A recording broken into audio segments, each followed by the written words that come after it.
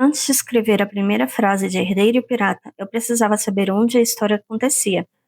Não o endereço, o mundo inteiro, as leis, a política, a história que existiu antes da página 1. Eu não tinha ideia de como fazer isso. Esse episódio é sobre como eu aprendi e sobre o que ninguém te conta quando fala em world building. Quando a gente fala em world building, a imagem que vem é aquela do Tolkien, com mapas detalhados, línguas élficas inventadas do zero, genealogias de 1000 anos atrás. Ou a do George R. R. Martin, com a história de Westeros. Isso existe, e é fascinante. Mas é também paralisante para quem está começando. Porque parece que você precisa saber tudo, absolutamente tudo, antes de escrever qualquer mínima coisa. E você não precisa. World building não é construir um mundo inteiro. É construir o suficiente deste mundo para que a história que você quer contar faça sentido. O resto você vai descobrindo no caminho.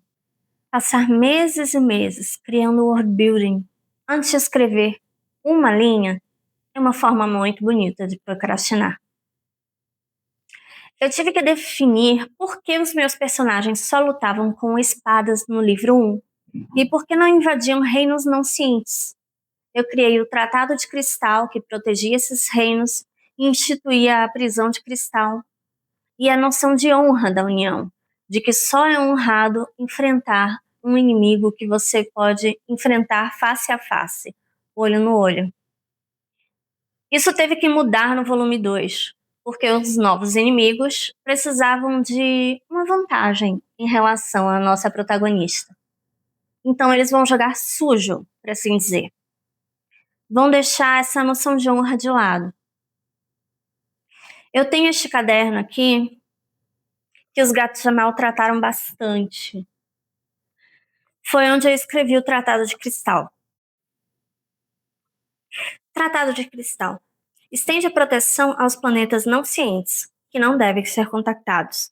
Proíbe o domínio de nações mais ricas sobre as mais pobres. Regula o poder entre os reinos e a prisão de cristal.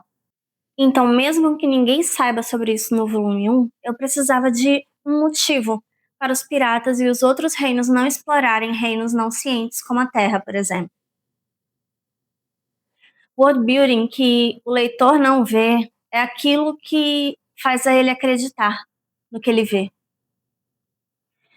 Quando a Agatha foi treinar como voar, eu tive que criar as colinas, por exemplo, as mais distantes.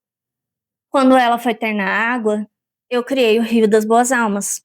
Eu criei os cristais de energia na hora de desenvolver o mapa da nave do Karim. E na nave do Braddock, as saídas de emergência foram adicionadas depois, de acordo com a história. As escolhas dos personagens são inseparáveis das leis do mundo.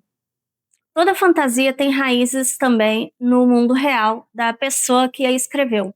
Tolkien tinha a Inglaterra rural e a Primeira Guerra. Martin tinha a Guerra das Rosas e a política medieval europeia. Le Guin tinha a antropologia e o feminismo dos anos 60. Eu tenho o Brasil. Salvador foi onde eu nasci e o interior, o calor. Eu quis colocar na experiência de Agatha na Terra algum lugar que fosse facilmente reconhecido. Então, coloquei o Farol da Barra e o Buraco da Sereia, em Salvador, que são pontos turísticos. É onde ela encontra o Karim. Já quando ela vai para Zaire, eu inventei esse lugar idílico, sem violência, com um clima bem definido em 3 estações do ano, ao invés do calor eterno e chuva insolente de Barreiros. Um lugar não afetado pela superpopulação e que ama o seu governante. Os atritos vieram por meio do desenrolar da história. Zion é um rei que agrada seu povo.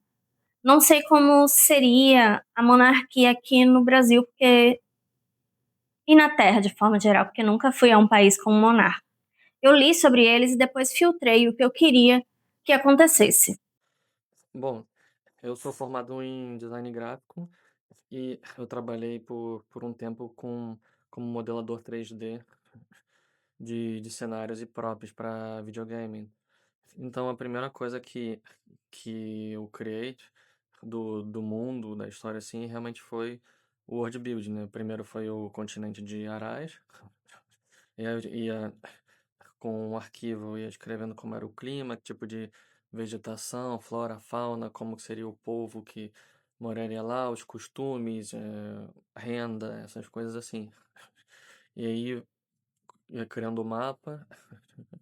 Então, antes de existir um livro, um enredo, a história, antes de existir até o Amatuque em si, a primeira coisa que eu criei foi o mundo, né? A geografia da história.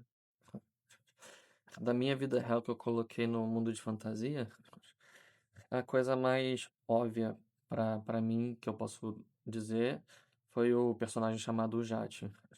O jeito que ele fala, o jeito que ele trata os amigos, ele é um pouco baseado no. Como eu sou carioca, eu fiz ele um pouco baseado no jeito que os cariocas falam. Quem já leu o livro provavelmente vai entender do que eu tô falando. E o meu livro ele tem muita parte que se passa em alto mar, já que como o Amatuque, os amigos dele estão viajando de um lado para o outro. E como eu sou mergulhador, a minha experiência que eu tenho com o mar ou de mergulho embarcado, eu tentei transmitir nessas partes onde eles enfrentam tempestade, um cai na água, qual é a sensação de.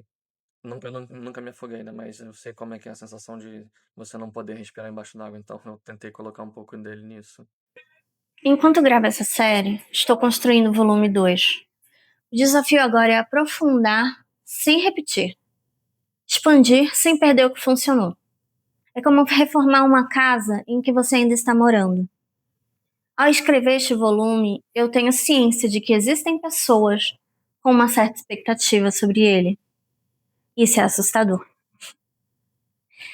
Ao mesmo tempo em que me motiva, faz-me cobrar ainda mais. As expectativas dos outros sempre são um desafio. Eu tive que aprofundar um pouco mais o world building e a backstory de alguns personagens para conseguir explicar algumas coisas. Mas isso foi muito bom. Deixou as coisas mais interessantes. O mundo de Herdeiro e o Pirata se ampliou. As histórias de Ada, Artemis e On se ampliaram. Você também conhece um pouco mais de personagens que sempre existiram, mas não estavam no foco. As coisas têm que ser coerentes com o volume 1, se encaixar bem no que já foi dito e criado. Se você está construindo um mundo agora, ou pensando em construir, me conta aqui nos comentários qual é a primeira lei do seu mundo. Não o mapa ou os personagens. A lei mais fundamental, aquela que se mudar, tudo muda. No próximo episódio, eu vou falar o que acontece quando o personagem começa a tomar decisões que você não planejou.